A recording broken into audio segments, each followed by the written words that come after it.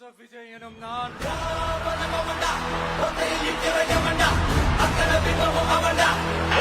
சட்டப்படி அமைக்கப்பெற்ற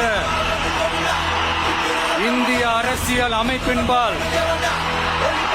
உண்மையான நம்பிக்கையும் மாறா பற்றும் கொண்டிருப்பேன் என்றும் இந்திய நாட்டின் ஒப்பில்லாத